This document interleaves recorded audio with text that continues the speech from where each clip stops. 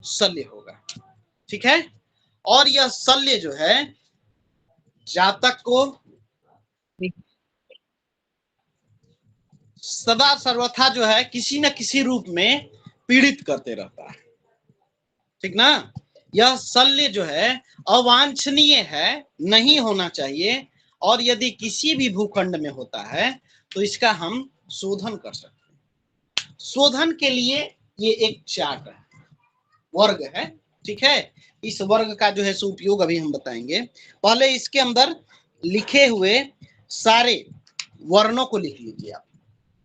ठीक ना, इसके अंदर लिखे हुए सारे वर्णों को आप लिख लीजिए। ठीक है, पहला है वर्ण इसका पूर्व दिशा, तो हमने यही बताई है ना आप सभी को। पूर्व, पश्चिम, ये हमारा उत्तर, और ये है हमारा दक्षिण। दिशाओं को हमेशा ध्यान रखिए, शल्य में दिशा गड़बड़ाएंगे पिंड गड़बड़ा जाएगा। ठीक ना, यह जो है आपका पिंडानयन समस्त गड़बड़ा जाएगा। पूर्व है, ये है पश्चिम दिशा, उत्तर, और ये हमारा दक्षिण। बोर्ड साफ दिख रहा है ना? बोर्ड दिखने में कोई समस्या नहीं ना है? बता दीजिएगा। नहीं गुरुदेव, फेस दिख रहे हैं। देखिए, थोड़ा सा लाइट इत्यादि के वजह से हो रहा है समस्या। ठीक ना, वो थोड़ा सा आप लोग देखेंगे। मैं लिखते चला जा रहा हूँ। पूर्व में, ठीक है, पूर्व में है वो।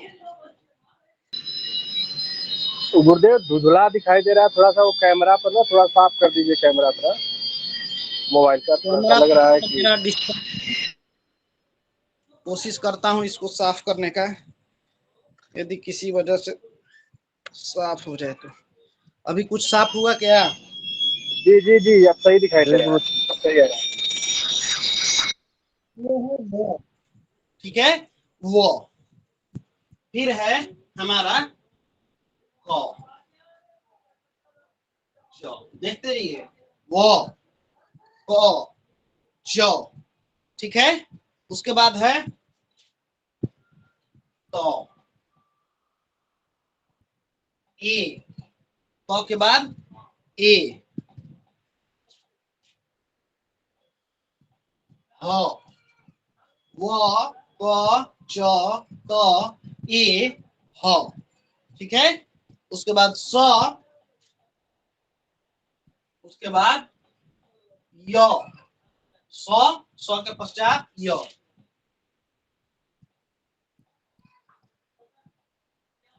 स के बाद य, और अंतिम में है हमारा ब्रह्मस्थान क। दिशा भी यहाँ पर नोट कर लीजिए, दिशाएं।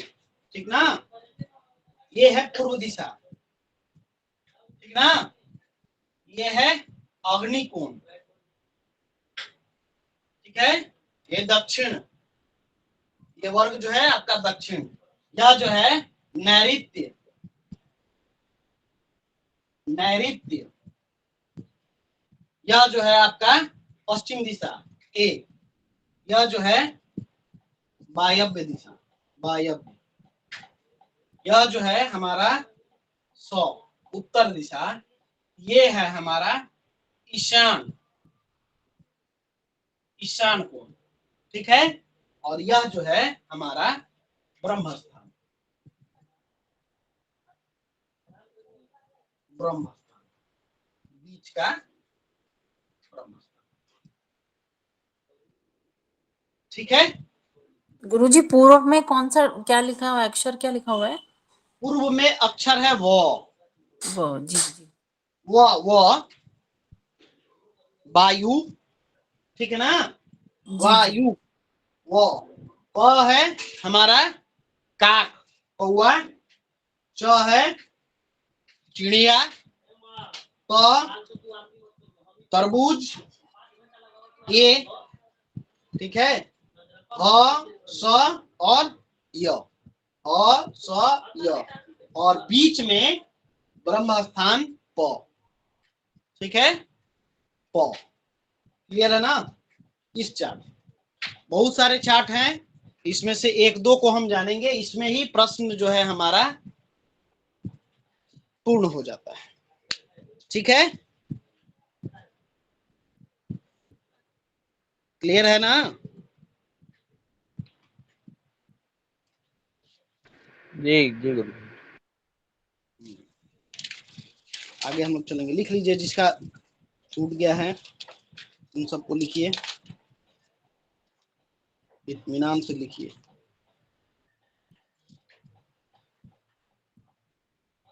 फिर एक और है, हो गया गुरुदेव। उसको बताएंगे। ये पौराणिक है, इसका अपडेट वाला भी बताएंगे। ठीक है ना। देखिए, शल्य का मतलब है शल्य शोधन के लिए, आप सभी हमेशा ध्यान रखिए, शल्य शोधन के लिए। बोर्ड दिख रहा है ना आप लोगों को।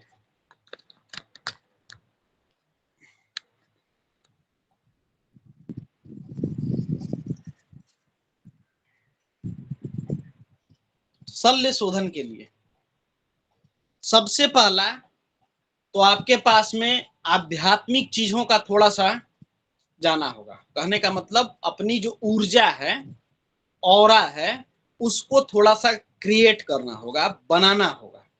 कहीं पर भी जाइए वास्तु परीक्षण के लिए, ठीक ना। यहाँ पर हम अब परीक्षण के स्थिति में पहुंच गए, इसलिए हम कह रहे हैं यह जो है हमारे अंदर वह पवित्रता होनी चाहिए, वह शुद्धता होनी चाहिए, ठीक ना। और बिना उस शुद्धता के हम लोग इसको नहीं समझ पाएंगे। ठीक है, तो आप सभी से निवेदन है कि प्रतिदिन थोड़ा सा समय जो है, आप वास्तु शोधन वास्तुविद बनना चाहते हैं, थोड़ा सा समय जो है अध्यात्म की ओर थोड़ा सा खींच के ले जाइए। ठीक ना। खींच के ले जाने का मतलब है आपके जो भी, जिसको भी आप मानते हो अपना इष्ट, कोई गुरु हो, ठीक है, या आपके कोई देवता हो, ठीक है, इष्ट देवता हो, कुल देवता हो, या कहीं पर भी स्थान देवता इत्यादि के नाम से जिनको भी आप मानते हैं, उनके प्रति थोड़ा सा समर्पण दिखलाना है। भावना जो है सो आपकी श्रेष्ठ होनी चाहिए, भावना से। यहाँ जो है सिर्फ और सिर्फ आपके इमोशंस और आपकी एनर्जी यहाँ पर काम करती है, इसके अलावा कोई भी चीज काम नहीं करेगी। ये हमेशा ध्यान में रखिएगा। शल्य शोधन या वास्तु शोधन के लिए कहीं पर भी जाइए तो सबसे पहले अपने आप को पूरी तरीके से चार्ज करके जाइए, फुल एनर्जी के साथ। और वह फुल एनर्जी कहां से आएगी? आपके अंदर कहा गया ना, यत पिंडे तत् ब्रह्मांड। जहां पिंड है वही ब्रह्मांड है, उस पिंड के अंदर भी समाहित है। हम भी पिंड से ही बने हुए, और ये पूरा सृष्टि भी पिंड से ही बना हुआ है, इसका भी ध्यान रखिए। तो इन 5 तत्वों के डिसबैलेंस, ठीक ना, 5 तत्वों के अंदर जो विकार उत्पन्न हुआ है, ठीक ना, 5 तत्वों के अंदर जो विकार हुआ है किसी भी भूखंड में, उसी को शोधन करने के लिए जा रहे हैं। चाहे वह आपके कॉमर्शियल क्षेत्र से हो, वाणिज्य के क्षेत्र से हो, व्यापार के क्षेत्र से हो, घर गृहस्थी से संबंधित हो, कोई बिल्डिंग है, उसी को ना आप शोधने के लिए जा रहे हैं। बोलिए। जी जी गुरु जी। जी जी गुरुदेव। उसके अंदर हमको क्या देखना है, क्या चीजें देखनी है? वही 5 तत्वों का जो कहीं पर न्यूनता हो सकती है, कहीं पर अधिकता हो सकती है। बोलिए, यही ना जी बिल्कुल। जी जी करेंगे हम लोग।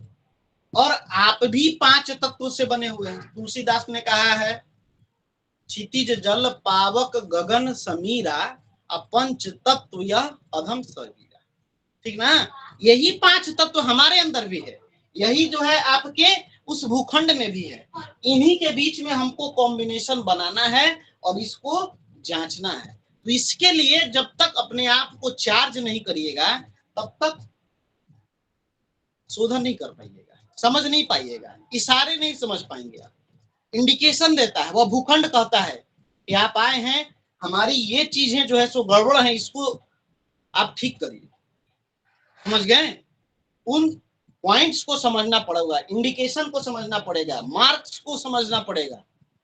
और वह समझने के लिए आपको चार्ज होना पड़ेगा, आपको पूरी तरीके से जो है वह औरा जिसको बोलते हैं ना कवच, ठीक है, कवच क्या करता है, आपकी भीतरी शक्ति को बचाता भी है और साथ ही साथ में आपका बाहरी चीजों से रक्षा भी करता है, ठीक ना। कवच का यही ना काम है, बोलिए। जी भगवान। तो आप किसी भूखंड पे जा रहे हैं, वहां की पैशाचिक जो है सो मान के चलिए कि भौतिक बाधा है, आप शोधन के लिए गए, अपने अंदर सुरक्षा नहीं लिए, तो आपकी एनर्जी भी वहां खींची चली जाएगी, वेस्टेज हो जाएगा, आप सही से उसका आकलन नहीं कर पाइएगा, ठीक है। तो कहीं पर भी शोधन के लिए यदि आप जाते हैं कहीं पर भी, तो इन चीजों का हमेशा ध्यान रखिए, आध्यात्मिक चीजों से जुड़ाव रखिए। और स्थितियों को समझने के लिए कहीं ना कहीं हमको अपने आप को समझना पड़ेगा, ठीक है। हम नॉर्मल कैसे हैं, एबनॉर्मल कैसे हो रहे हैं, हमारे अंदर में जो चीजें हैं वह एबनॉर्मल कैसे हो रही हैं, इसका भी ध्यान रखना पड़ेगा। अपने श्वास को जो है सो समझना पड़ेगा कि हमारी श्वासें क्या कह रही हैं, हमारी जो श्वास है वह क्या कह रही है, इसका इंडिकेशन भी समझना पड़ेगा। अपने हार्ट बीट को समझना पड़ेगा, अपने हार्ट बीट को समझना पड़ेगा कि मेरा उस स्थान में जाने के बाद हमारे शरीर में क्या परिवर्तन हुआ, और उस इंडिकेशंस के आधार पर आप कहिएगा, ठीक ना, भाई इस पोर्शन में गड़बड़ा, इसको ठीक करना है, इस पोर्शन में गड़बड़ा।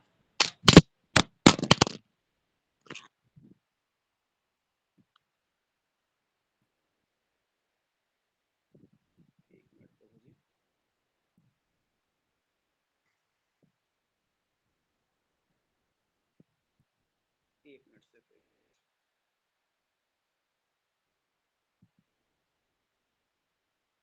बोर्ड उल्टा तो नहीं दिख रहा है ना, इसके अक्षर जो है सो उल्टे नहीं ना है। नहीं गुरुदेव, इधर ही दिख रहा है। मोबाइल गिर गया था हमारा, एक मिनट से।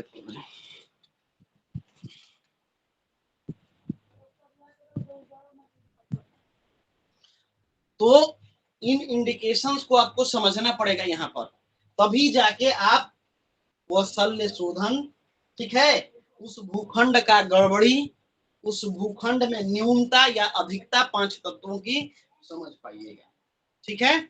इसलिए जो भी आपके इष्ट हो, इनका सबसे पहले तो आपको ध्यान करना है, सबसे पहला इनसे हमारा जुड़ाव होना चाहिए, अटैचमेंट होना चाहिए, और वह अटैचमेंट के पश्चात जब आप चार्ज होके जाइएगा कहीं पर भी किसी भी भूखंड में, ठीक ना, तो अभी सृष्टि के अभी छठ 2 दिन पहले व्यतीत हुआ है कि नहीं, आज कल शुरू हुआ था ना छठ पर्व।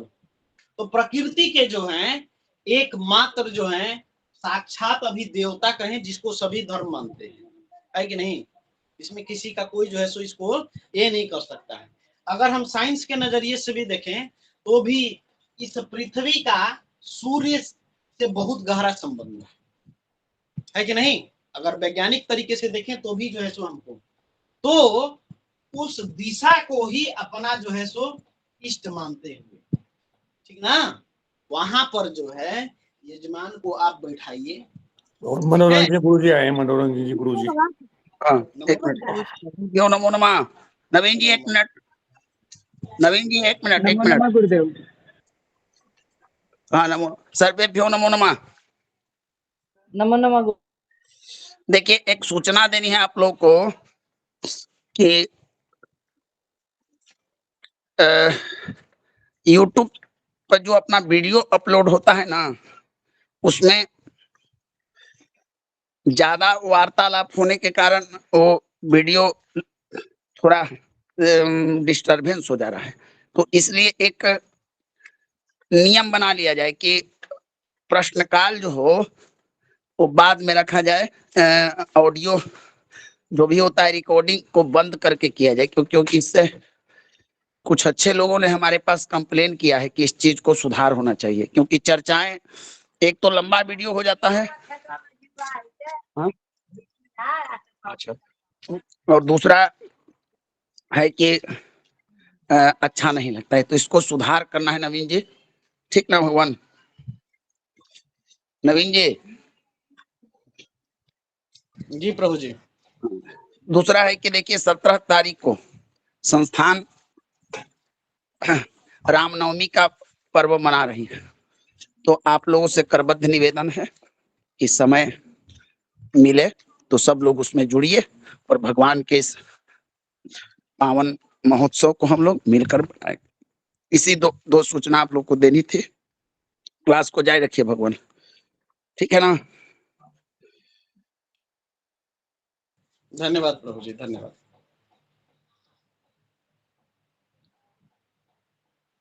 कहाँ पे? तो अपने जो हमारे यजमान हैं, ठीक है, उनको पूर्वाभिमुख बिठाते हुए, ठीक है, और उनके इंडिकेशंस को समझेंगे। देखिए एक सिंपल सा लॉजिक है, जब शल्य शोधन इत्यादि के लिए हम जाते हैं भूखंड में किसी प्रकार के शोधन के लिए, तो हम अपने इमोशंस के साथ साथ, अपनी हरकत के साथ साथ अपने यजमान के हरकत को भी नोट करते हैं, ठीक ना। यजमान के हरकत को भी नोट करना है, और नोट करते करते यह ध्यान देखना है कि वह क्या बोल रहा है, ठीक ना। बोलने का तात्पर्य है कि उसने यदि किसी प्रकार का कोई प्रश्न किया तो उस प्रश्न के जो अक्षर हैं, ठीक ना, जैसे मैं पूछ रहा हूं गुरु जी बताइए,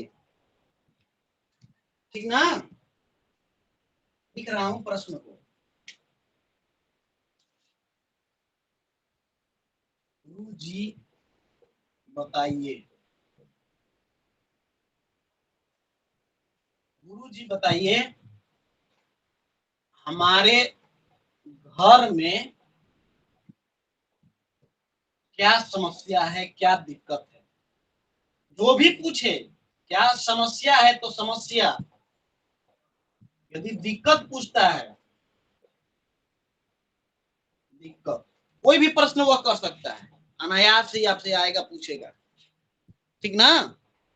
इन प्रश्नों के जो अक्षर हैं, गुरु जी बताइए, इन पर भी कंसंट्रेट करना है, पहला चीज।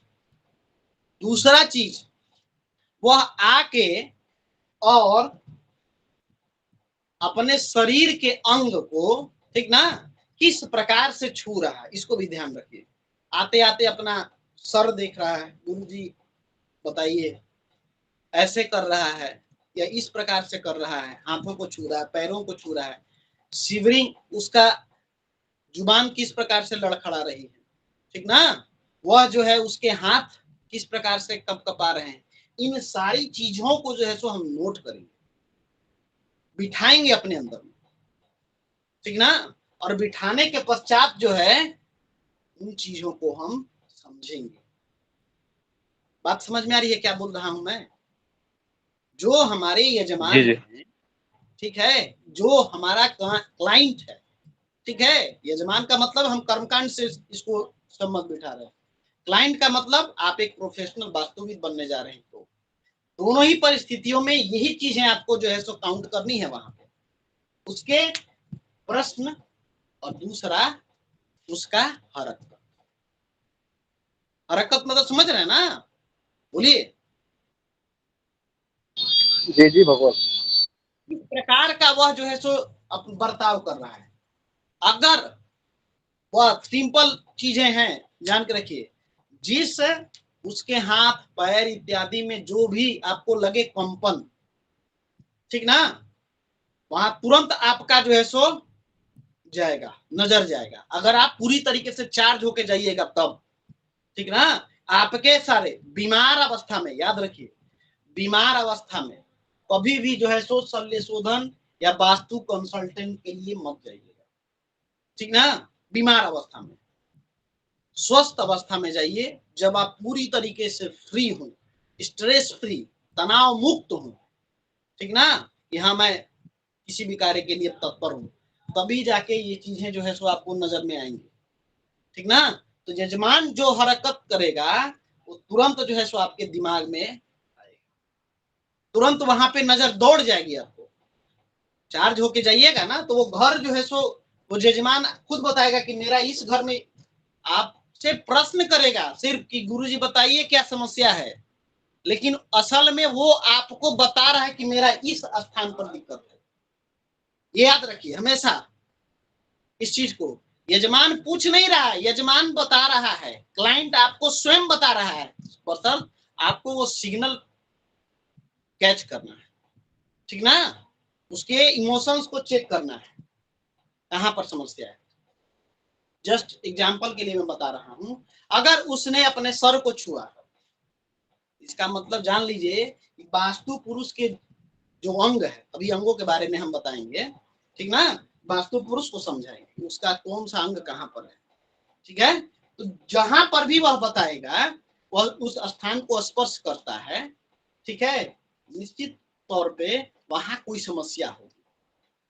सर को छुआ उसने, निश्चित रूप से शल्य पूर्व है, ईशान है, हमको जहां तक अनुमान है यहाँ ईशान कोण में समस्या होगी। क्या क्या चीजें हो सकती हैं, आपको दृश्य अदृश्य दोनों चीजें दिखेंगी, जाइएगा तब। या तो यहाँ पर पहला गंदगी इत्यादि फैली हो, ठीक है, इस कमरे में अव्यवस्था दिखेगी, चीजें सही स्थानों पर नहीं दिखेंगी। आगे अभी बताएंगे कि क्या घर के कौन से इक्विपमेंट्स, कौन से फर्नीचर कहां पर रखने होते हैं, ये भी बताएंगे। लेकिन अभी हम सिर्फ शल्य शोधन पर चल रहे हैं। तो यहाँ पर जो है अव्यवस्था आपको सबसे पहले दिखेगी। जाइए तुरंत ईशान कोण में उसके घर का मुआयना करिए, वहां पर वह बताएगा यहाँ ये समस्या है, या ये जल का स्थान है, ठीक है, जल का स्थान है ईशान कोण, बोलिए।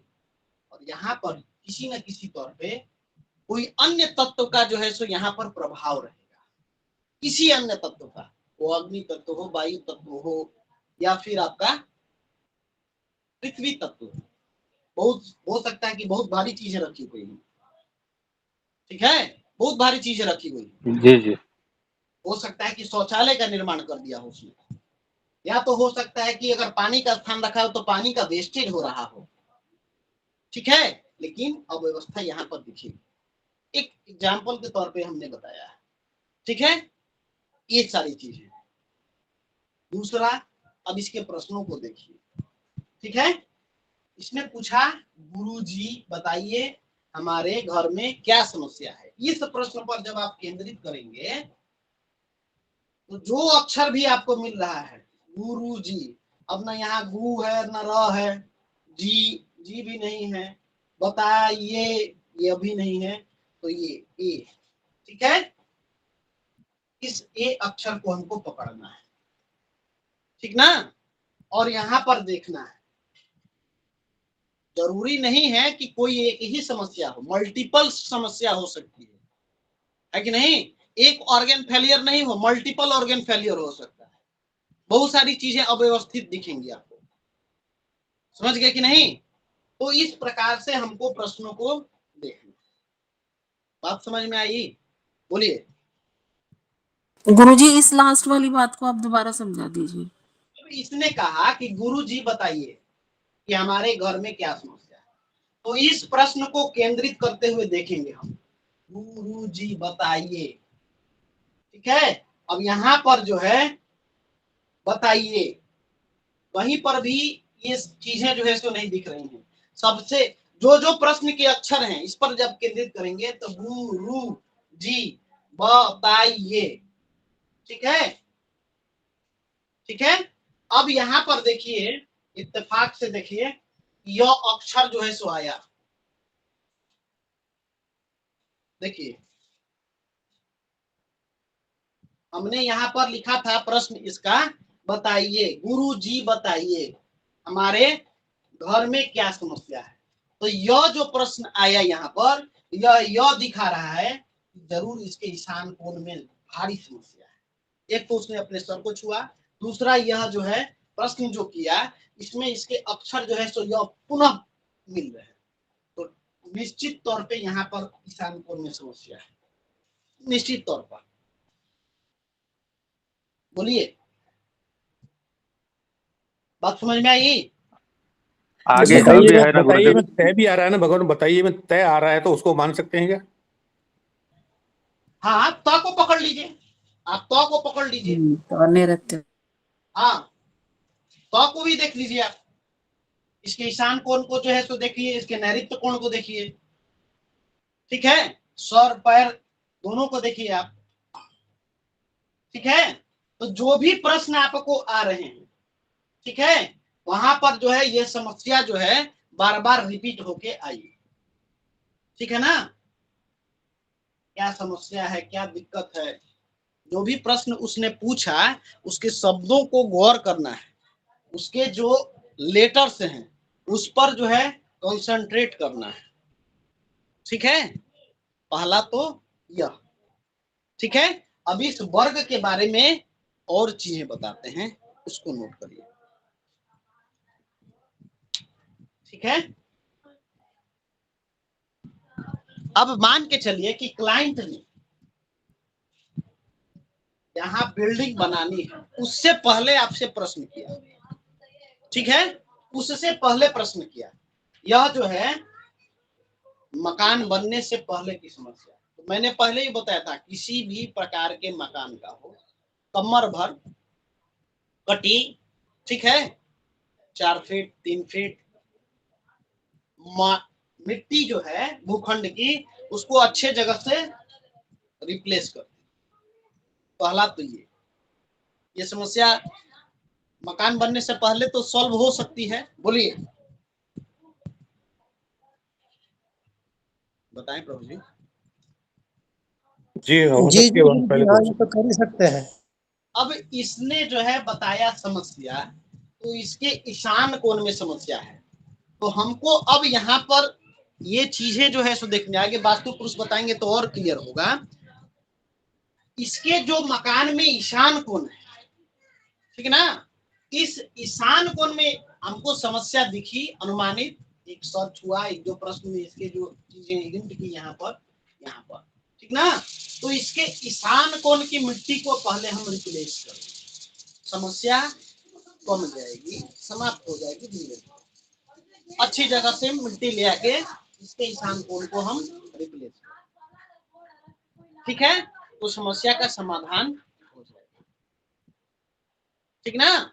तो इसके समस्या का समाधान हो जाएगा, अच्छे जगह से मिट्टी ले आके इसके ईशान कोण।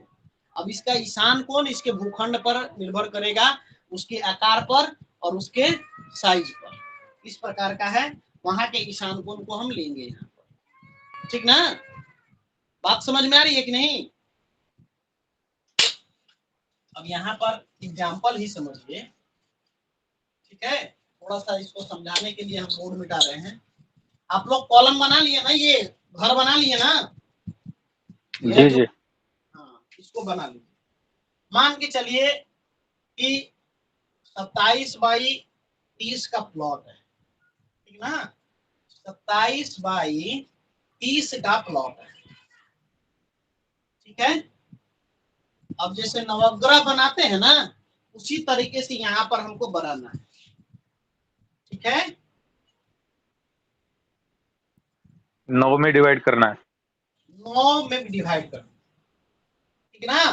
तो ये कितना आएगा, इसका जो है 9 फीट, ठीक ना। फिर यार 9 फीट और ये भी 9 फीट, ये 30 है, इसको जो है 10 फीट, ये भी 10 फीट और यह भी जो है 10 फीट, ठीक है।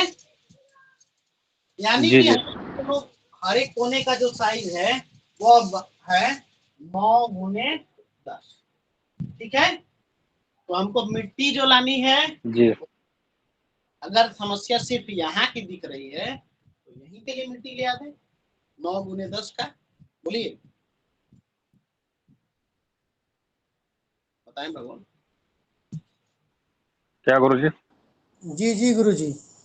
अगर समस्या हमको सिर्फ ईशान कोण में दिख रही है तो 9 बाई 10 का जो है सो इसका घर को पूरी तरीके से साफ करवा के और यहाँ पर जो है सो मिट्टी भरवा दीजिए, तो 9/10 हो जाएगा ना, बोलिए। जी जी अगर और सामर्थ्यवान है तो इसको जो है हम कह दें कि भाई इतने अपने घर का ये काम कर, 3 फीट 4 फीट जमीन का मिट्टी हटा दो और अच्छे जगह से रिप्लेस कर दो, ठीक है। या मिट्टी ही हटा दो, अगर उसको मिट्टी, अब ये भी तो समस्या है ना कि मिट्टी ये हटाना फिर दूसरी मिट्टी ले आना, ठीक है। तो उसके लिए समस्या हो सकता है कि नहीं। तो हम क्या जी करें, इसको जो है हम बोले कि भाई इतना मिट्टी ही हटा लो, 4 फीट मिट्टी जो है तो अपने घर से हटा लो, उसके बाद तुम अपने घर में काम लगाओ, ठीक है। अपने क्लाइंट को ये सुझाव दे सकते हैं। मान के चलिए कि यहाँ समस्या देखिए, यहाँ समस्या, यहाँ समस्या, यहाँ समस्या, यहाँ से 4-5 जगह जो ये करेगा तो यह कॉस्ट एफिशिएंट इसको नहीं पड़ेगा, ठीक ना। इससे अच्छा है कि सबको हटाओ और सबको फिर रिप्लेस कर दो, या तो सब मिट्टी ही हटा लो और उसके बाद अपना काम लगाओ। वैसे भी इसको जो है तो घर बनाने के लिए, कॉलम इत्यादि के लिए तो कोना ही पड़ेगा ना जमीन, बोलिए। आजकल तो एडवांस बन रहा है ना मकान भगवान, बोलिए। जी जी जी भगवान। जी, खोदना तो पड़ता ही है गुरुजी। हाँ कॉलम के लिए तो गड्ढे आवश्यक है। हाँ, तो तो थोड़ा ये, थोड़ा बेसमेंट बना दे नीचे। हाँ बिल्कुल, उसके लिए जो है सो अपने घर को पूरी तरीके से बनाने के लिए यहाँ पर अगर ब्रिक इत्यादि में लगाते हैं, आरसीसी का वॉल लगाते हैं, तो भी जो है सो हटाना तो पड़ेगा, ठीक है। तो यहाँ पर हम क्या करें, उसको जो है चारों तरफ से कह दें कि भाई या तो मिट्टी हटा दो, 3 फीट 4 फीट मिट्टी यदि हटा देते हैं तो समस्या जो है हमारी हल हो सकती है। लेकिन यह जो वर्ग बताए हैं, यह वर्ग हमको बताएगा कि मिट्टी हटानी कितनी है, ठीक है ना। वह मिट्टी जो है हटानी कितनी है, यह वर्ग हमको बताएगा, ठीक है। तो शल्य के लिए सबसे पहला अपने आप को चार्ज करिए, यजमान के एक्शंस को देखिए, दूसरा उसके प्रश्नों पर ध्यान करिए, तो जो है हमारी शल्य शोधन की प्रक्रिया आरंभ हो जाएगी। आगे हम बताते हैं, उससे पहले कुछ लोगों के प्रश्न है लेते हैं। बोलिए हर्षुदत्त शुक्ला जी, नमो नमः भगवान। गुरुदेव जी नमो नमः। अगर जो मिट्टी हटवा देते हैं, मान लीजिए हटवाने के बाद अंडरग्राउंड बनवा दें तब? हाँ, बेसमेंट आप बनवाइए, वैसे तो हमारा शास्त्र कहता नहीं कि बेसमेंट बनाइए, जी बेसमेंट जो है हमारा शास्त्र अनुमति नहीं देता है कि आप भूमिगत मकान को बनाइए, ठीक ना। लेकिन आजकल थोड़ा सा एडवांस चल रहा है, ठीक ना। लोगों के पास थोड़ा सा अधिक पैसा हो रहा है तो फिर बेसमेंट का भी तैयारी कर रहे हैं, ठीक ना। जी वो थोड़ा जी सा चीला होता है, तो चाहिए तो नहीं बनाने के लिए, फिर भी यदि हम आगे बताएंगे बेसमेंट यदि हो तो किस तरीके से हम निर्माण करें ताकि उसमें भी वास्तु दोष हमारा ना हो, ठीक ना। आगे बताएंगे। बोलिए राघवेंद्र जी। और सुदत्त जी, और कुछ है कहना? जी नहीं गुरुदेव जी। शुक्ला जी, जी नहीं। बोलिए राघवेंद्र जी। जी नमो नमः भगवान। अब जब नमो नमः। आवाज कोई आपकी दोष है कट या कोई रही है। पीड़ा है। स्पष्ट नहीं है आवाज भगवान आपकी। जी गुरुदेव, राघवेंद्र अब जी, आ आपकी रही है आवाज आवाज? कट रही है। अब आ रही है? हाँ अभी आ रही है, बोलिए।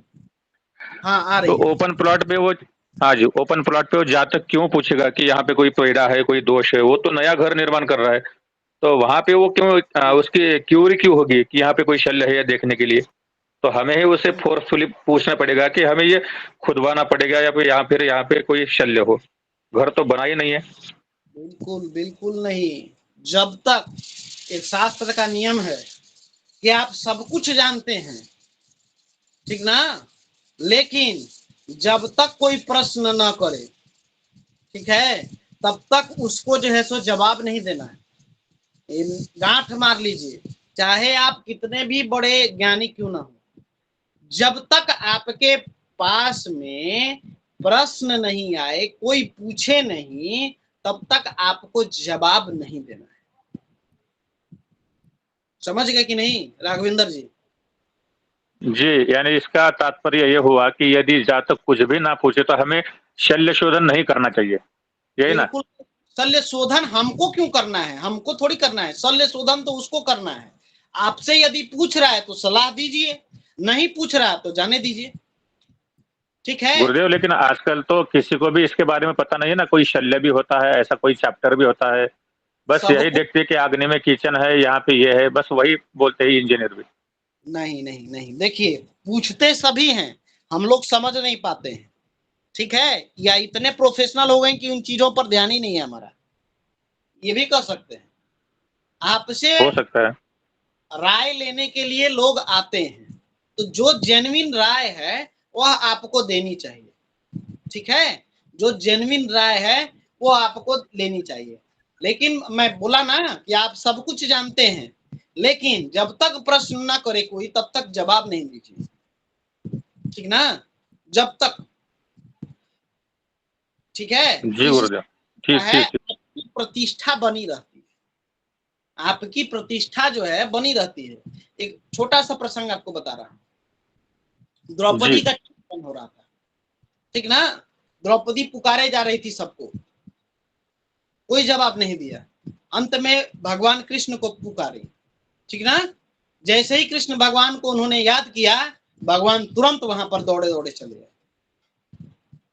भगवान तो सब सर्वव्यापी हैं पूरे जगत में, जब हो रहा था उस समय भी वह तुरंत जो है दुशासन को उसका जवाब दे सकते थे।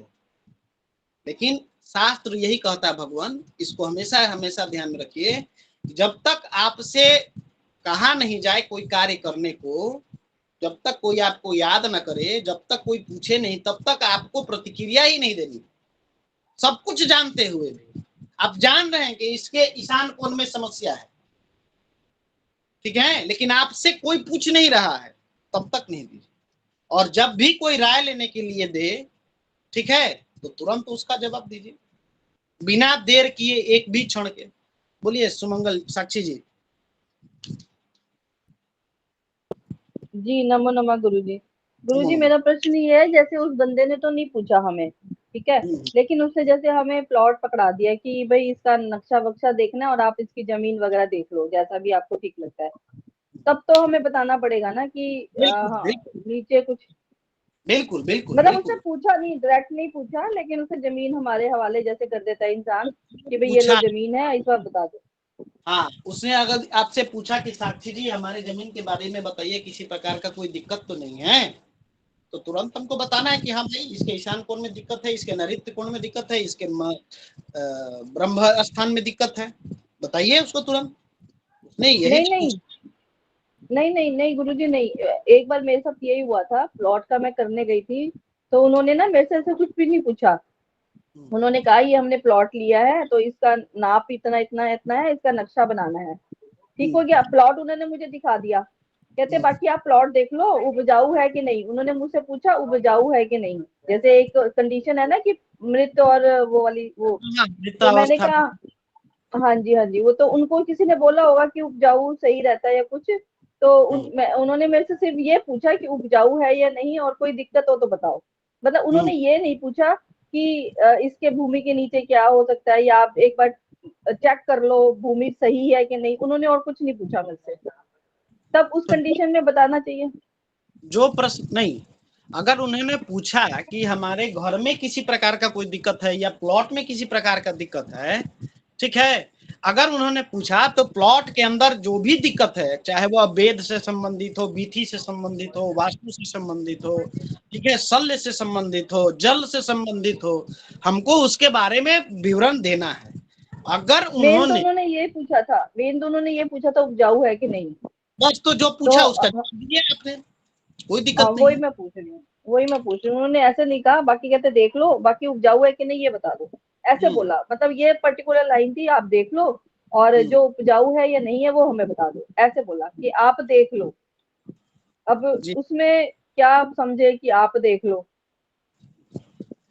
अब आप देख लो तो आपको अब वह परिस्थिति के अनुसार जो है वहां पर निर्णय लेना है कि यदि उन्होंने प्लॉट में संबंधित समस्या हमको पूछी तो पूरी चीजों को हम बताएं, अगर उन्होंने सिर्फ अपनी ये समस्या पूछी कि हाँ प्लॉट उपजाऊ है कि नहीं है, या इसमें उपजाऊ से संबंधित क्या समस्या है, क्यों वह उपजाऊ नहीं है, अगर इस तरीके से जो है तो पूछते हैं तो प्रश्नों के आधार पर ही तो हम जवाब देंगे। हाँ ये तो है गुरुजी। तो मतलब और वहाँ पे अगर वो मुझसे नहीं पूछते कि नहीं, कोई संबंध कोई दिक्कत है कि नहीं है तो मुझे नहीं बोलना चाहिए, और अगर जैसे सिर्फ उपजाऊ का प्रश्न किया था तो उपजाऊ का काम करते और खत्म। बिल्कुल बिल्कुल बिल्कुल, जो प्रश्न ठीक पूछे ठीक उसका जवाब देना है। ठीक है। ठीक है गुरुजी। लेकिन यदि ठीक है आपको कोई वास्तु क्लाइंट जो है सो वो बोल रहा है कि हाँ हमारे प्लॉट की समस्या बताइए, तो समस्या में सारी चीजें आ जाती हैं, ये जान लीजिए। वह आकार जी भेद, जी वास्तु भेद, बीथी भेद संबंधित सारी चीजें, शल्य से संबंधित, जल से संबंधित सारी चीजें आ जाती हैं। ठीक है ना।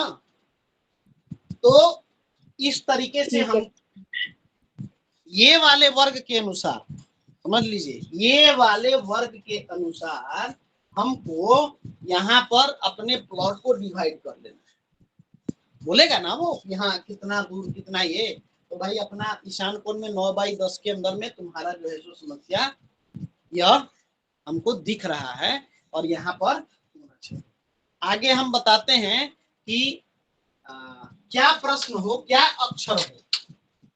ठीक ना। तो हमको इस प्रकार का जो है जवाब हमको देना। ठीक ना। आखिर भाई दिक्कत है शल्य से संबंधित, तो कौन सा शल्य हमको प्राप्त है या किस शल्य से संबंधित है। ठीक है, यह भी हमको देना है जवाब। ठीक है, तो लिखिए, अब लिखिए इसको। देखिए अभी रामनवमी का है अवसर, तो सभी लोग जो है सो उपलब्ध भी नहीं हो रहे हैं, रिकॉर्डिंग चल रही है इसलिए मैं बोलते चला जा रहा हूँ, आप लोग भी इसको नोट कर लीजिए। ठीक ना। और जितने भी लोग अभी हैं अगले 10-15 मिनट तक जुड़े रहिए, भागिएगा तो आपका नुकसान होगा। लिखिए, अगर जातक का प्रश्न, ठीक ना, जातक का प्रश्न यहाँ पर सिर्फ जो है आदि अक्षर से आता है, यह वर्ग जो है हमको सिर्फ और सिर्फ प्रश्न शुरू होने के जो अक्षर हैं, जैसे उसने बताया कि गु, ठीक ना, गुरु जी, ठीक है, या साक्षी जी, तो इस वर्ग को ध्यान में रखते हुए जी उस पहले अक्षर के अनुसार हमको जवाब देना है। इसीलिए बोले हम कि आगे इन चीजों को बताएंगे तो थोड़ा सा आप समझ लीजिएगा। ठीक ना।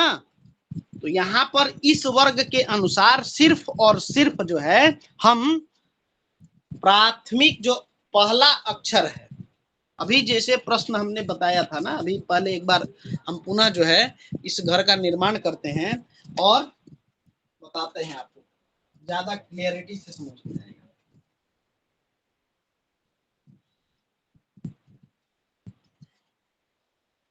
ये वर्ग जो है सिर्फ और सिर्फ प्रश्न के आदि अक्षर, जैसे हमने लिखा था ना गुरु जी,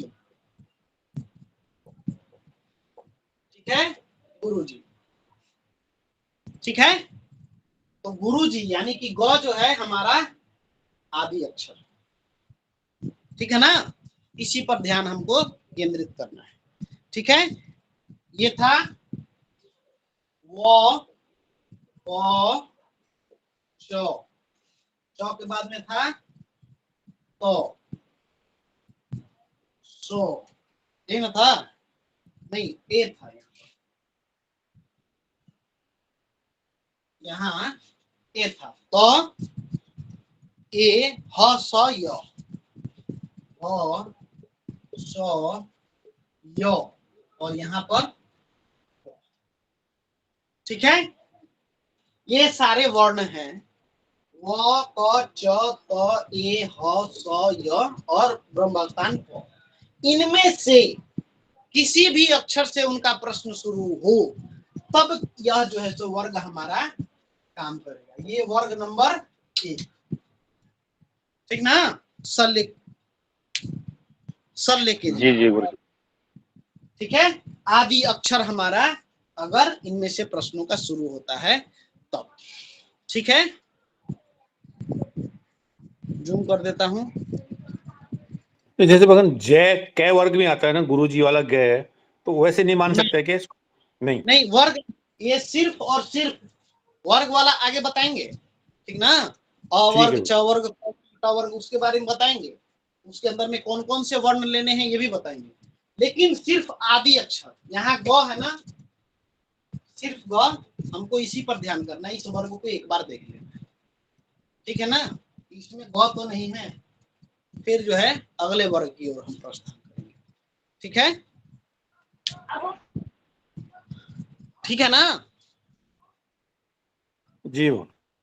हाँ, वो अगला वर्ग के लिए हमने बताया था आपको कि इन चीजों को भी हम ध्यान में रखेंगे, अपने प्रश्नों की अक्षरों को जो भी मिले वहीं पर हमको बोलना है कि यहाँ पर समस्या है।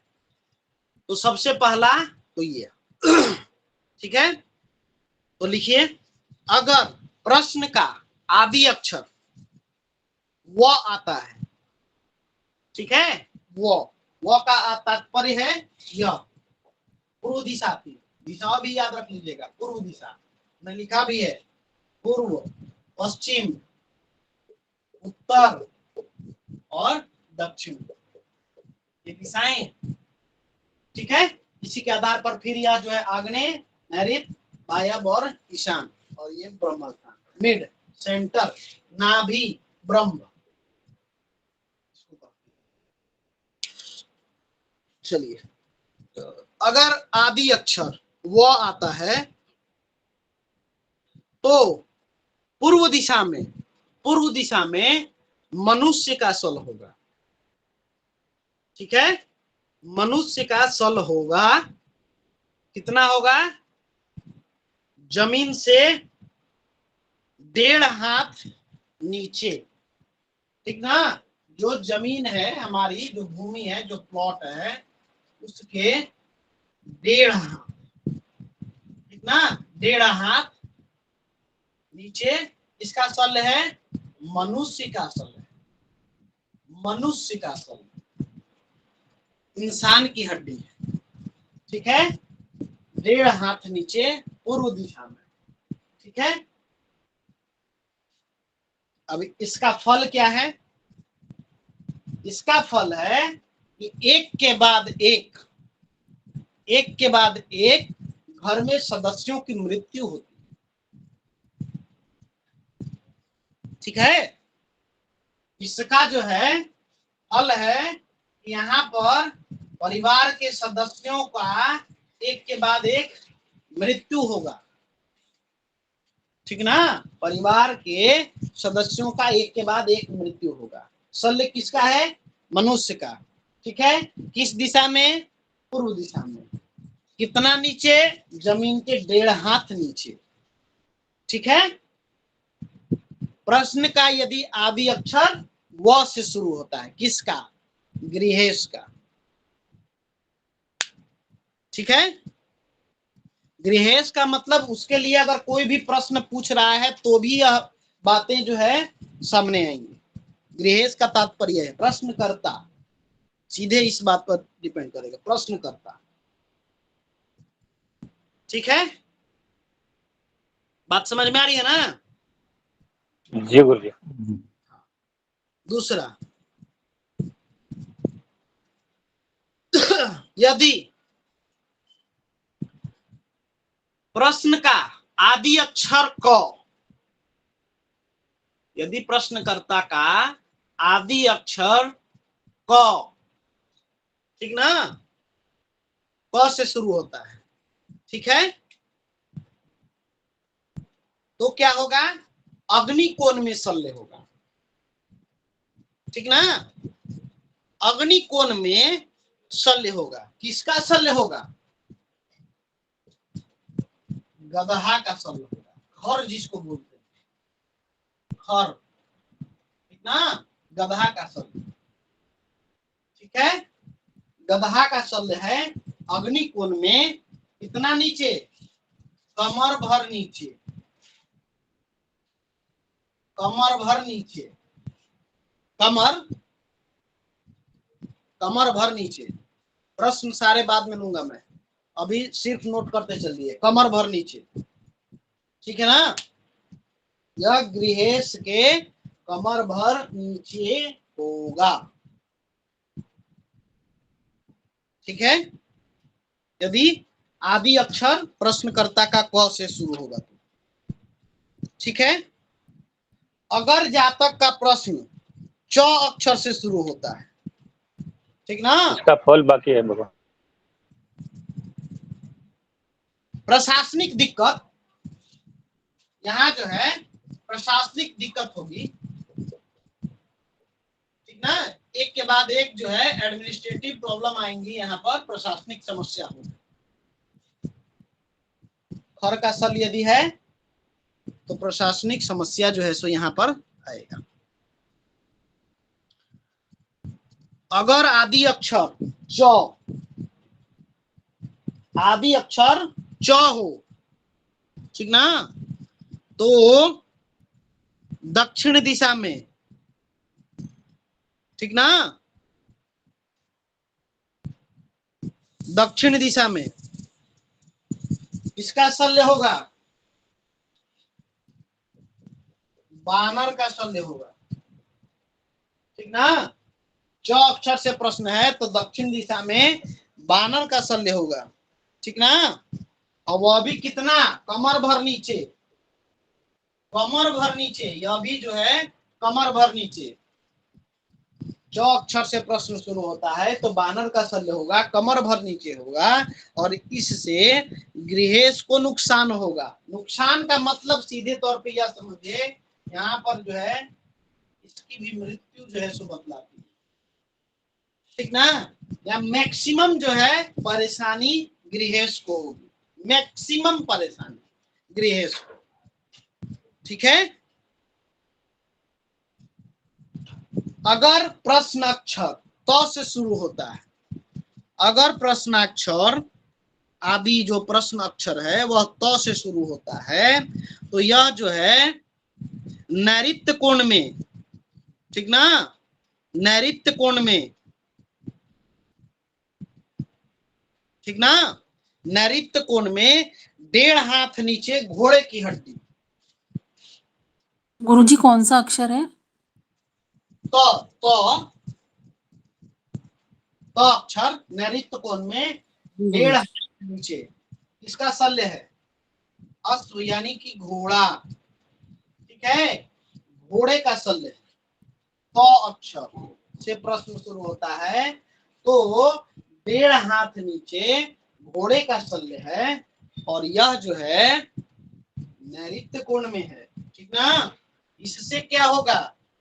इस घर में जो सबसे ज्यादा पैसा कमाने वाला सदस्य होगा, सबसे ज्यादा पैसा कमाने वाला जो सदस्य हो सकता है कि गृहेश ही हो, उसके बच्चे हो, कोई भी हो सकता है, तो जो सबसे ज्यादा पैसा कमाने वाला सदस्य होगा वह जो है परेशान रहेगा, सबसे ज्यादा उसी को नुकसान होगा, उसी को मृत्यु जो है सो सुनिश्चित होगी।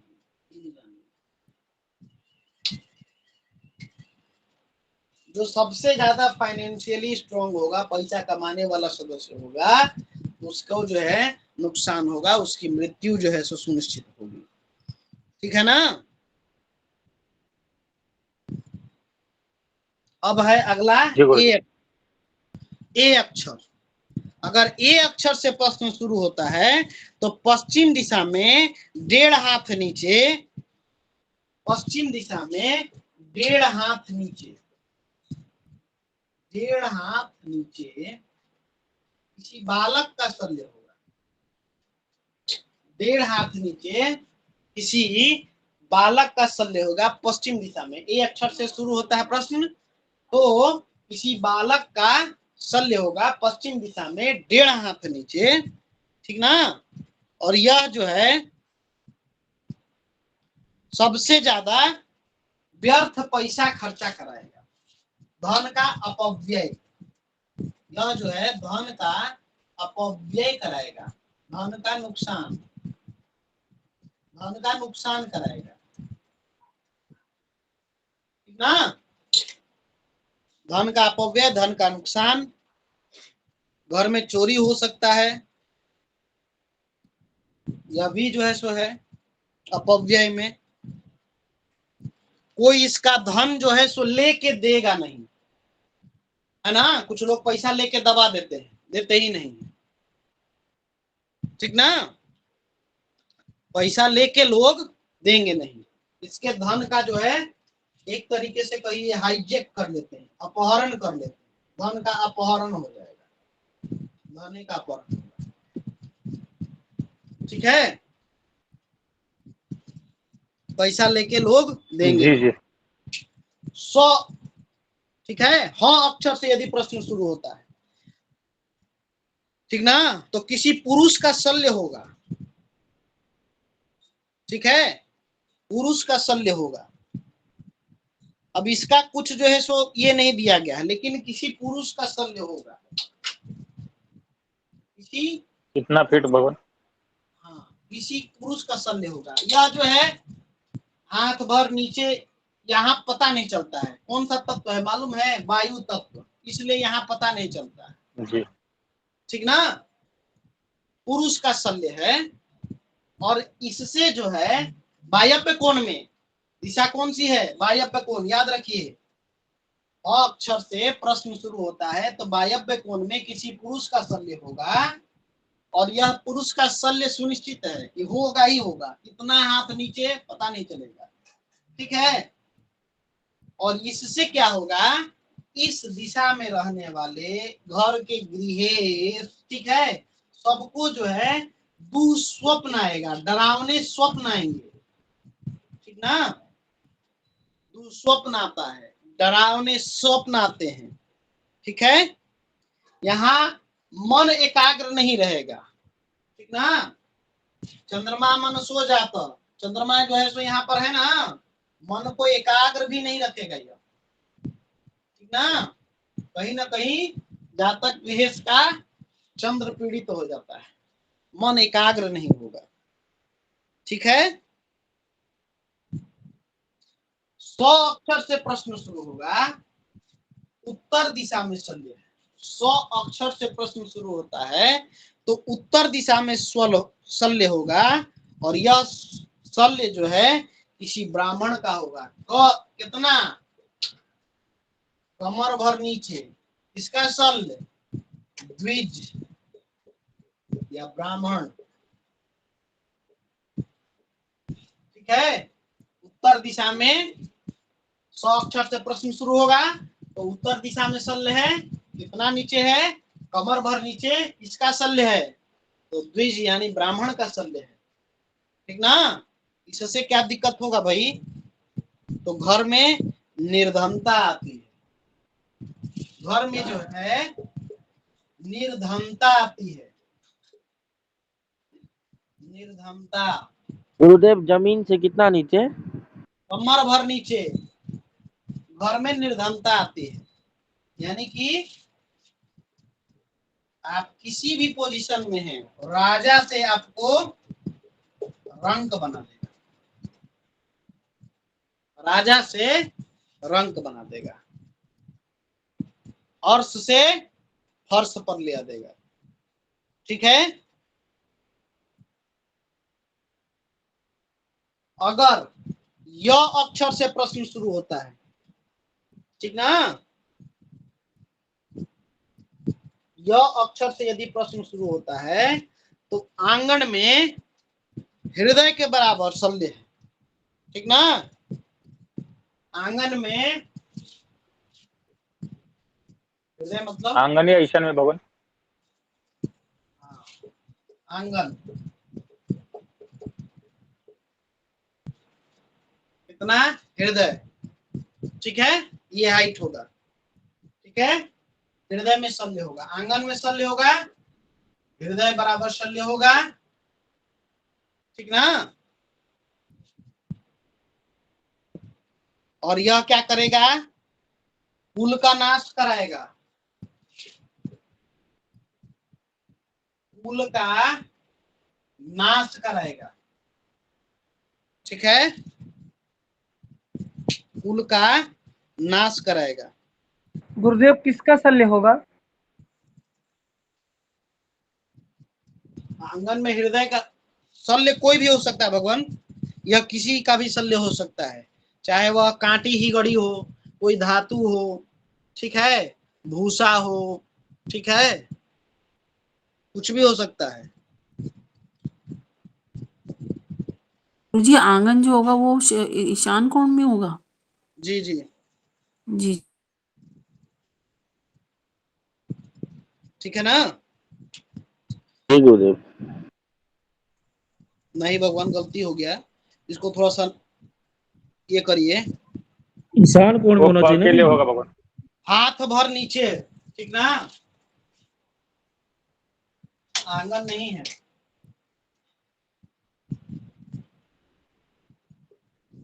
ईशान कोण।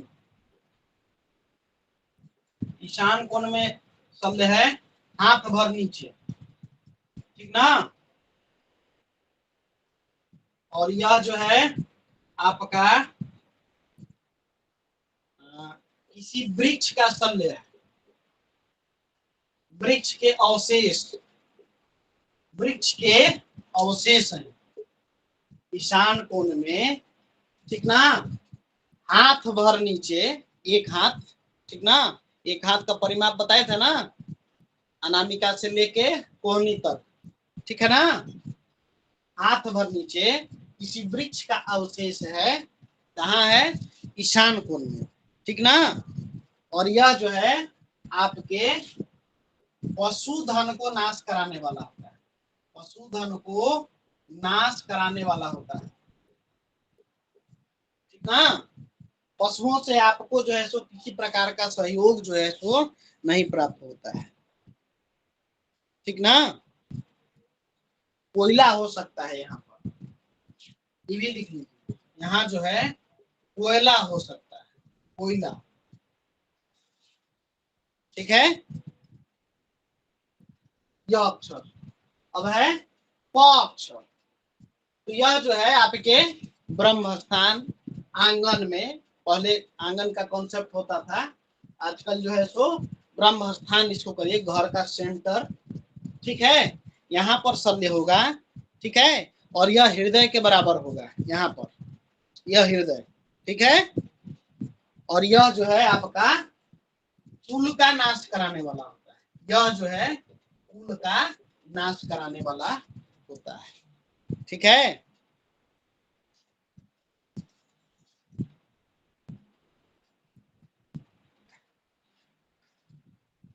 और यह जो है आपका हो सकता है कि भस्म भी हो सकता है, भस्म समझते हैं ना, हड्डियों का पूरी तरीके से बनता है, वो भस्म हो सकता है।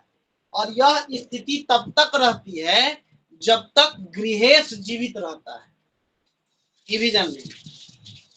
यह जो है अगर प अक्षर से जातक का प्रश्न शुरू होता है, गृहेश का प्रश्नकर्ता का होता है, तो वह जो है आंगन में आपका जो है शल्य होगा, ठीक ना? वो भस्म के रूप में हो सकता है। यह क्या करेगा? कुल का नाश कराएगा। कितना नीचे है? हृदय बराबर, हृदय के इतनी जो है सो हाइट हो सकती है, इतना नीचे जा सकता है, डीप, ठीक ना? और यह जो है जब तक गृहेश है तब तक जो है सो यह स्थिति जो है बनी रहेगी, कुल का नाश होता रहेगा। गृहेश के बाद जो है यह शुभता प्रदान करने वाला हो जाता है, गृहेश के बाद यह जो है शुभता ले आएगा। अब इसका मतलब यह नहीं गृहेश को मार डालेंगे, ठीक ना?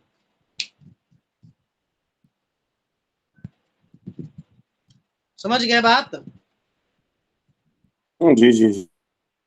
हाँ, गृहेश की मृत्यु के पश्चात यह जो है शुभता प्रदान करेगा, लेकिन जब तक गृहेश रहेगा तब तक जो है वो प्रोस्पेरिटी जो है, ठीक ना, कुल खानदान का यश बढ़ाने वाली स्थिति जो है सो नहीं रहेगी।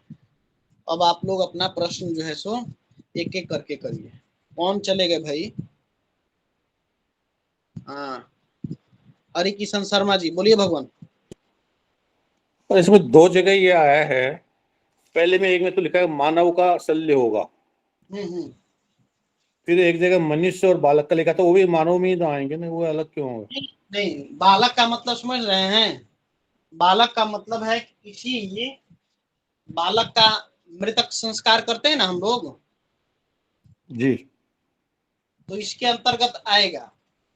ठीक है, मनुष्य का सल है, आजकल देखबे करते हैं, पता नहीं चलता है क्या, वहीं पर रफा दफा कर देते हैं मामला, के अंतर्गत भी आएगा यह। ठीक है, और फिर ये द्विज ब्राह्मण वाला, तो मनुष्य तो है, मनुष्य का सल तो है, लेकिन इसका है कौन से वर्ण का? ब्राह्मण वर्ण का। बाकी कहीं पर उल्लेखित। अच्छा, एक पुरुष आया उसमें भी वो कर देते हैं उसका। अच्छा ठीक है। जी जी, होता है ना, कभी किसी को पता नहीं चलता है भूमि के अंदर हाँ कब के। हाँ। हाँ बोलिए ब्रिजेश तिवारी जी, पंडित ब्रिजेश तिवारी जी। गुरुदेव नमो नमः। गुरुदेव परसों मनोरंजन गुरुजी ये लिखवा दिए थे खर का वो खरगोश, मैं उस समय कहा कि गधा होता है, तो हमने खरगोश लिख लिया डायरी में। चलिए भगवान उसको सुधार कर लीजिए। ठीक है, अलग जी जी अलग का कुछ जो है सो ये होता है, कहीं कहीं खर जो है सो गेहूमन सांप को भी बोलते हैं, ग्रामीण परिवेश से आते होंगे लोग तो। जी जी, वो खर का वो एग्जाम में हम लोग ना गधा लिखते हैं और एक रावण का भाई, तो हम चौंक गए, गुरुजी लिखा है, तो हमने कहा तीसरा कुछ होगा, हो सकता है। ठीक, मूलचंद जी प्रश्न करिए। पंडित ब्रिजेश तिवारी जी, हो गया आपका प्रश्न? जी अब जी एक पंडित, पंडित करके कौन है भाई? जी गुरुदेव, हम ये भगवान बोलिए, प्रश्न करिए अपना। जी गुरुदेव बोले, क्या जैसे शल्य होता है जैसे प्रत्येक भूमि में, हाँ, जहाँ जांच ले, तो उसका मतलब कुछ तो उपाय तो भी होगा गुरुदेव? अरे तो अभी तो समस्या बता रहे हैं ना भगवान, उपाय बताएंगे ना अभी। ठीक सब है एक ही ठीक है। चीज जानिएगा तो नहीं नहीं फिर ठीक है, कोई नहीं है हमारे पास में। ठीक गुरुदेव, समझ गया। हाँ, बताएंगे इसका, अभी तो हमने बताया ही आपको, कॉन्सेप्ट बताया कि जहां शल्य है उसका मिट्टी को जो है सो रिप्लेस कर दीजिए, खत्म हो गया वहां का दोष शल्य से संबंध। बोलिए राघवेंद्र जी। जी गुरुदेव, प्रश्न ये था कि इतने जो अक्षर दिए हैं 9 अक्षर, इसके अलावा कोई अक्षर से उसका प्रश्न स्टार्ट हो जाए साधक का, तो क्या पकड़े हम? अरे भगवान, अभी बताया ना, यह वर्ग सिर्फ सिर्फ और सिर्फ आपके आदि अक्षर से प्रश्न शुरू होने पर है। अगर इन वर्णों में, इन 9 वर्णों में 9 अक्षर में से कोई भी है तो प्रथम वर्ग को लीजिए। इसके पश्चात जो अगला वर्ग है, हमको तो पढ़ाना ही है ना भगवान, तो इसको पढ़ाएंगे आपको। ठीक है, आगे बहुत सारे अच्छा, कॉलम है, इसको आप केवल ये ये नहीं। इतने इतने ही वर्णों के लिए इतना ही टेबल बनाया है? हाँ, इसमें जो प्रश्न हमारे शुरू होते हैं शल्य से संबंधित किसी गृहेश का, तब जाके यह टेबल लागू होगा, अन्य स्थिति में यह टेबल नहीं लागू होगा। ठीक ना, अन्य के लिए अन्य टेबल जी है, हम ढूंढेंगे अपने प्रश्न को जातक का जब तक है। प्रथम दृष्टिया ये है, पहला जो है दृष्टि जो है यह है, इसके पश्चात अगला दृष्टिकोण बताते हैं। हाँ आशीष तिवारी जी। हाँ, नमो नमः गुरुदेव। नमो नमो। गुरु जी, ये प्रश्न जो आपने बोला जो अक्षर आदि से शुरू हो, गुरु जी उसका एक उदाहरण बता दीजिए, थोड़ा समझ में नहीं आ रहा था गुरु जी, मान के कि चलिए आदि कि अक्षर कैसे लेना है। हाँ हाँ बताते हैं। हमने बोला कि पंडित रितेश जी, हमको यह बताइए कि हमारे घर में समस्या क्या है। ठीक ना, तो यहाँ पर देखिए जी आ गया पंडित रितेश जी। ठीक ना, प आ गया, तो प का मतलब है यहाँ जो है हमारा कुल का नाश कराने वाला भस्म है, घर के आंगन में है, बीच में है, सेंटर में है, यह हमारे कुल का नाश करेगा, भस्म जो है सो करेगा। और मैं यदि गृहेश हूं, ठीक ना, तो मेरी मृत्यु तक यही, मेरे मृत्यु के पश्चात हमारे घर वालों के लिए यह जो है शुभता प्रदान करने वाला हो जाएगा। ठीक है, जी गुरुदेव। और कोई समस्या? नहीं चलिए गुरुदेव। अगला ज्योति मिश्रा जी। गुरुजी नमो नमः। नमः। गुरुजी मेरा ये प्रश्न था कि जैसे कहीं भी शल्य निकला तो ठीक है, लेकिन अगर हम पहचान ही नहीं पाए कि वो किस जानवर का शल्य है तो फिर उस स्थिति में कैसे करेंगे?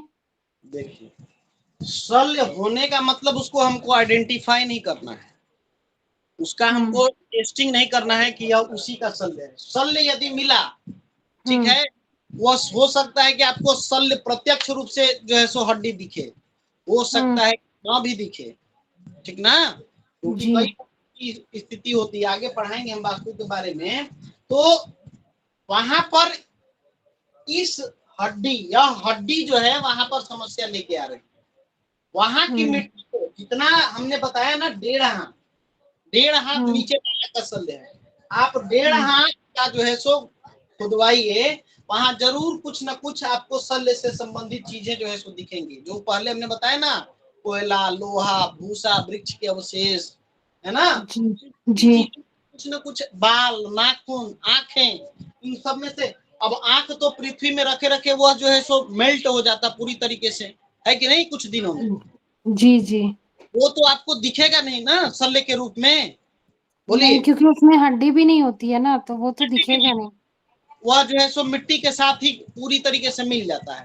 तो अगर वहां पर वह जो है सो शल्य हुआ तो हम कैसे उसको आइडेंटिफाई करेंगे? तो बस सिंपल सी चीजें हैं कि हमको वहां पे उसका डीएनए टेस्ट नहीं करना है, डायरेक्ट हम वहां के उतने हाथ नीचे की मिट्टी को सीधे निकलवा के और नदी इत्यादि में उसको प्रवाहित कर दें, और उसके साथ साथ वहां पे अच्छी जगह की मिट्टी, जहाँ की मिट्टी उपजाऊ हो, जहाँ कोई समस्या ना हो, तीर्थ स्थान की मिट्टी, कुछ भी हो, ठीक ना, नदी, पोखर, तालाब, इन सभी जगहों की मिट्टी ले आके और यहाँ पर फिल कर दीजिए, भर दीजिए, शुभता जो है सो बन जाएगी और उस शल्य से संबंधित दोष जो है समाप्त हो जाएगा। जी गुरुजी।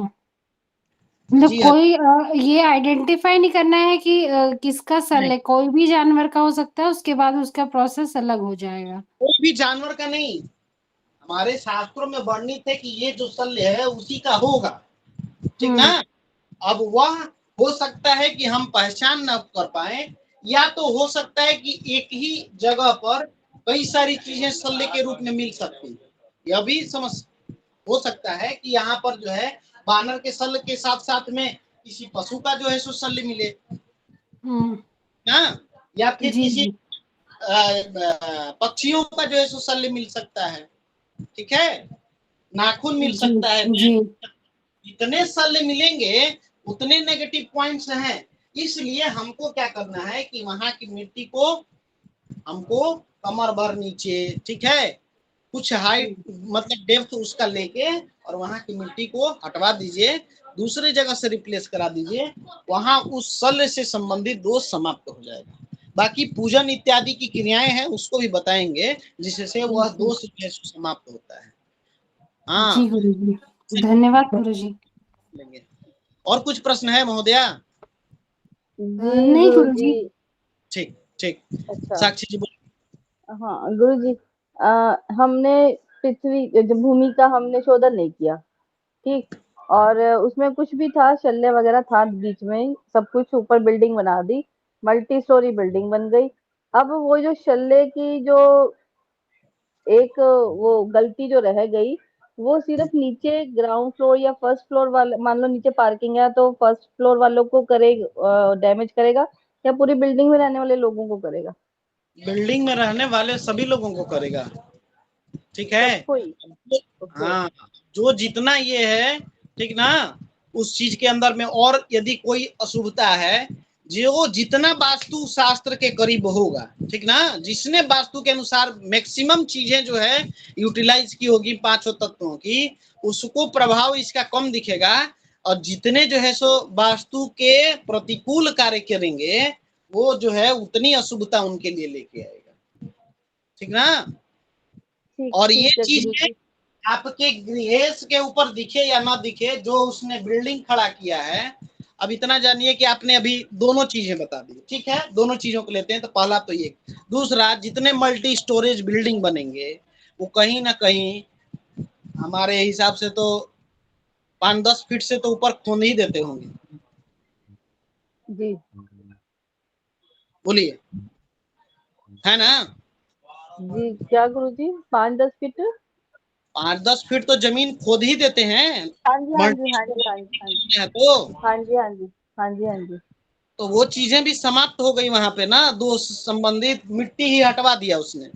बोलिए। नहीं गुरुजी, इतनी मल्टी स्टोरी बिल्डिंग बनानी हो या वैसे भी घर बनाना हो, तो जहां जहां पे वो लेंटर वाला सिस्टम, वो दीवारों वाला आता है ना, ज्यादातर तो बस वही वही की मिट्टी खोद के चिनाई कर दी जाती है, उसके ऊपर दीवारें उठ जाती हैं। जो नहीं कमरे नहीं, का बीच का हिस्सा होता है उसको कहाँ कोई खोदता है। कई जगह राफ्ट बनता है। राफ्ट मतलब समझते हैं ना, पूरी मिट्टी को हटा के वहां की मिट्टी लूज न रह जाए, कहीं पर भी सेटलमेंट होने का चांसेस जो है सो कम हो, इसलिए वहां पे राफ्ट मैट की तरह जो है सो पूरी तरीके से खाली करा के और एक पूरे तरीके से हार्डर स्टार्टर देने के लिए उसको जो है सो करते हैं हम लोग। वो ठीक है, उसमें तो चलो साफ हो ही जाएगा, उसमें तो साफ हो ही जाएगा। लेकिन मैंने मकान जैसे बनते देखे थे, उसमें सिर्फ उन्होंने जहाँ जहाँ दीवार लगानी है वहां वहां की चिनाई करके बाकी की चीज को ऐसे ही समतल कर दिया था ठीक है। जमीन तो वो डालने के लिए। जो जितना वास्तु के अनुरूप होगा उसको कम फल मिलेगा इस शल्य ठीक से है। संबंधित, और जितना जो है सो वास्तु के प्रतिकूल कार्य करेगा उसको मैक्सिमम जो है सो इसका नुकसान उठाना पड़ेगा। बोलिए हरि किशन जी। गुरुजी सोना चांदी भी तो निकाल दो, आपने हड्डियां और राख वाख सब निकाल दी। अब वो सब निकालेंगे। वो अहिबल चक्र हमें बोला था ना, मैथमेटिकल कॉन्सेप्ट है, उसको बताएंगे, लेकिन लोगों का रुझान कम था, इसलिए आगे देखेंगे, सबसे अंतिम में बताएंगे अहिबल चक्र। बोलिए हरि किशन शर्मा जी। अगर दो प्रश्न, एक तो ये कि जैसे इसने बताया 1.5 हाथ या 1 कमर जितना है, तो वहां तक अगर खुदाई करने के बाद में नीचे को देखने की जरूरत नहीं है, ऐसे तो ये मतलब हुआ इसका? हाँ, वहां तक की मिट्टी जो है सो हम हटा के, ये सिर्फ देखिए यहाँ जो है सिर्फ इस प्रश्न आदि अक्षर से हमारा प्रश्न शुरू होता है और इसमें से कोई हमारा एक वर्ण मिल जाता है, तब तो ये क्रिया जो है सो आप करिए और उसके बाद में करिए। आगे जो है जो बताएंगे कि प्रश्नों के अक्षर जो हमने बताया था ना कि गुरु जी गु नहीं मिला, ग नहीं मिला, र नहीं मिला, ज नहीं मिला, तो फिर हम अगले प्रश्न की ओर आगे बढ़ेंगे, कल उसी पर हम लोग चर्चा करेंगे। आज इतना रखिए कि बस इतना है, वहां की मिट्टी हमें उतना हाथ निकाल के हटवा दें और उसको अच्छे जगह फेंकना भी है, नदी तालाब इत्यादि में, ठीक ना, उसको एक तरीके से विसर्जन कहें, और फिर अच्छे जगह की मिट्टी ले आके वहां पे फिल कर देते हैं अच्छे से पूरे तरीके से कॉम्पैक्ट करके, तो यह दोष जो है हमारा बहुत हद तक जो है समाप्त हो जाता है, ठीक ना। फिर वही पूजा इत्यादि हम लोग सारे वास्तु से संबंधित चीजों को करते हैं, क्योंकि कहीं ना कहीं वहां से हमने उस तत्व को नुकसान देने वाले चीजों को निकाल दिया, तो इसके लिए थोड़ा सा हम क्षमा याचना करें और फिर पुनः उस तत्व को वहां पर शुभता प्रदान करने के लिए प्रार्थना करें, ठीक है ना। तब जाके ये चीजें जो है हमारे ऊपर बुरा प्रभाव और दुष्प्रभाव दोनों जो है सो हटाएगा, ठीक है जी। वैसे तो गुरुजी दूसरा था, एक और था जो प्रश्न, आपने, एक मिनट साक्षी जी। दूसरा ये था कि अगर ये इस विधि से देखें, जो 9 अक्षर आए हैं वो, या आगे जो बताने वाले हैं उसमें भी मान लो, इसका मतलब ये कि कोई कोई अक्षर तो आएगा ही आएगा, और आएगा तो मतलब शल्य निकलेगा ही निकलेगा, बिना शल्य का तो कुछ होगा नहीं ना ऐसा कहीं पे। हाँ, प्रथम दृष्टिया है, प्रथम दृष्टिया ये है कि आप कोई प्रश्न यदि इसमें आ गया तो हम देखें, ठीक ना। पहला तो कोई वर्ण, ये 9 वर्ण यदि आ गए तो वहां पर लीजिए कि हाँ जरूर इस, या वास्तु देखिए कोई ना कोई आएगा, ये कॉन्सेप्ट नहीं कि जबरदस्ती हमको डाल देना है। यह बता रहा है कि उस कॉर्नर में या उस डायरेक्शन में उससे संबंधित जो ग्रह हैं, उससे संबंधित जो तत्व हैं, ठीक ना, उनके जो देवता हैं, उनके ऊपर कहीं ना कहीं अशुभ प्रभाव पड़ रहा है। इसको ऐसे नहीं देखना है कि कोई ना कोई अक्षर आएगा तो एक ना एक हड्डी तो निकलेगी ही, ये कौन सा लॉजिक है। नहीं, यहाँ पर हमने पहले ही तत्वों के बारे में बताया ना, क्या बोला हमने, तत्व और प्लस में हमारे पृथ्वी का जो है वहां पर आकार, वही जाके हमको वास्तु का जो है सो वहां पर निर्माण करता है, प्रकृति और फिर हमारे तत्व, तभी तो हमारा वास्तु मिला। बोलिए। जी जी जी। ऐसा नहीं है कि जबरदस्ती हम यहाँ पर शल्य का कॉन्सेप्ट डाल रहे हैं, नहीं, इसको एलिमेंट्स के रूप में देखिए, तत्वों के रूप में देखिए, तो जरूर वहां पे वो तत्व की जो है सो कहीं ना कहीं न्यूनता या अधिकता होगी। या तो बहुत ज्यादा अग्नि कोण है, वहां पर अग्नि तत्वों का भरमार है, आपने पूरे तरीके से जो मंगल इत्यादि के जो तत्व हैं वहां पर डाल दिया, ठीक है, राहु को पूरी तरीके से प्रताड़ित कर दिया, अंगारक दोष इत्यादि सब कुछ निर्माण कर दिया, तो समस्या होगी वहां पे। चंद्रमा का पानी की टंकी लगा दी अपने वायव्य कोण में, ऊपर से पानी का वेस्टेज किए जा रहे हैं, तो जरूर कहीं ना कहीं आपने चंद्रमा को वहां पर प्रभावित किया। इसी तरह बाकी तत्वों को भी हम देखेंगे, ठीक ना? ठीक है वो। हाँ, ऐसे लीजिए, ऐसा नहीं कि जबरदस्ती हमको शल्य का कॉन्सेप्ट ठूस देना है, नहीं, हमको यहाँ पर उन एलिमेंट्स को भी देखना है, जिस जो हमारे जल तत्व, अग्नि तत्व, पृथ्वी तत्व, वायु तत्व और ये हमारा आकाश तत्व, इससे उनको कोरिलेट करिए, वहां पर रिलेशन बिठाइए, और बैठाने के बाद वहां पर देखिए कि क्या कहते हैं ये चीज। इसीलिए कहा ना कि सबसे पहले स्वयं को चार्ज करिए और यहाँ के इंडिकेशंस को समझिए, ठीक ना, तब जाके चीजें आएंगी, ठीक है।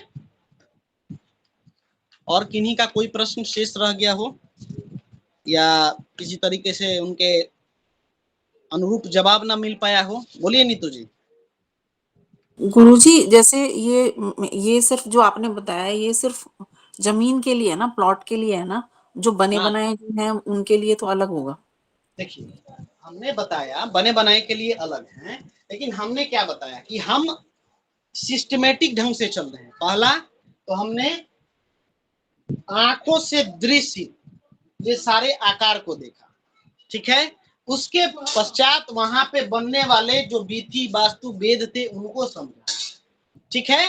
अब हम घर का निर्माण करेंगे ना भी, तो घर के निर्माण से पहले किसी प्रकार का कोई दिक्कत न रह जाए, इससे पूरी तरीके से संतुष्ट होने के बाद ही घर निर्माण करना चाहिए, ठीक ना।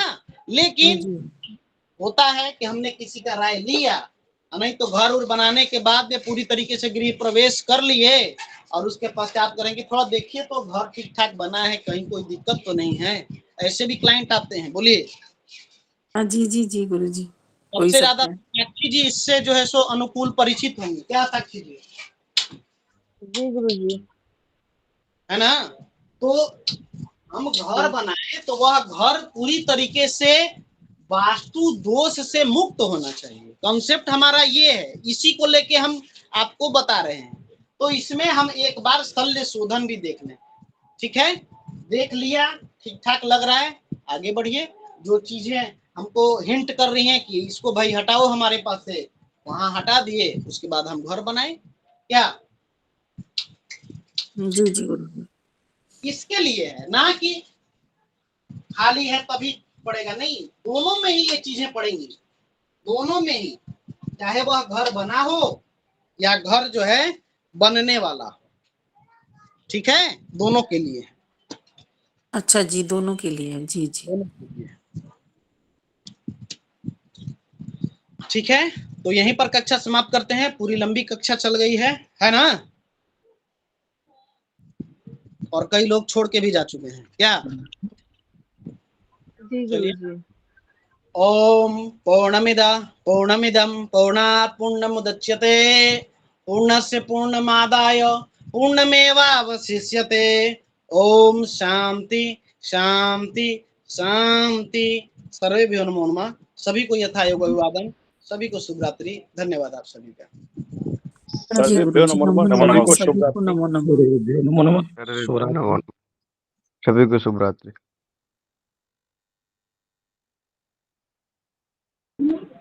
नमो नमः गुरुजी, सभी को।